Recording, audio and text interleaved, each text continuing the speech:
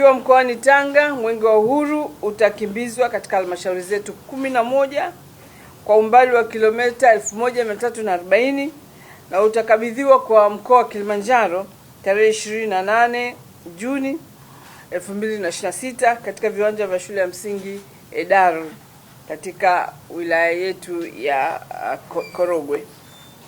Mwenge huu wa Uhuru ukiwa mkoani Tanga utafanya kazi katika miradi 73 ambapo utaweka mawe ya msingi jumla ya miradi 34, utafungua na kuzindua jumla ya miradi 26 na utatembelea na kukagua jumla ya miradi 11 ya shughuli za vijana na miradi miwili ya maendeleo ya sekta ya maji.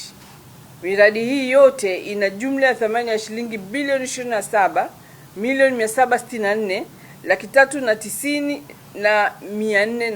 27,790,480.01 kwa mchanganuo ufuatao. Fedha ambazo zimetoka katika nguvu za wananchi ni milioni 300,638,449.32.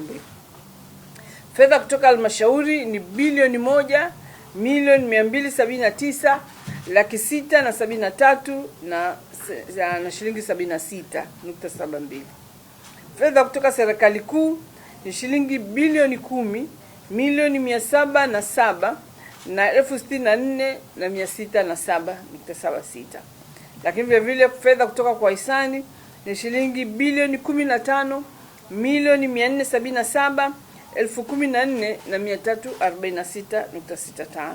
Kwa hivyo jumla kuu ni shilingi bilioni 27,764,000 na 390,480. Ujumbe wa Mwenge kwa mwaka huu 2026 unahusu ujenzi wa amani, umoja na mshikamano wa kitaifa chini ya kauli mbiu isemayo Tanzania ni yetu sote, tushikamane kwa pamoja kuleta maendeleo.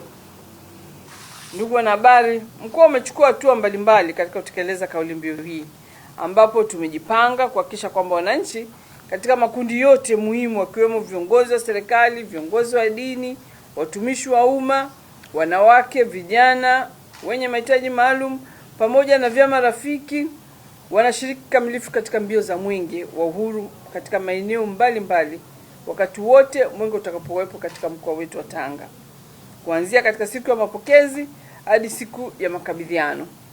Mkoa umejipanga kutoa nafasi kwa wananchi kuushika mwenge na kuukimbiza, sio kukimbia nao, lakini kukimbiza kidogo kama ishara ya kuonyesha wananchi kwamba huu ni mwenge wa wananchi na wananchi waweze kushikamana pamoja bila kujali itikadi zao, dini zao na hali zao za kimaisha.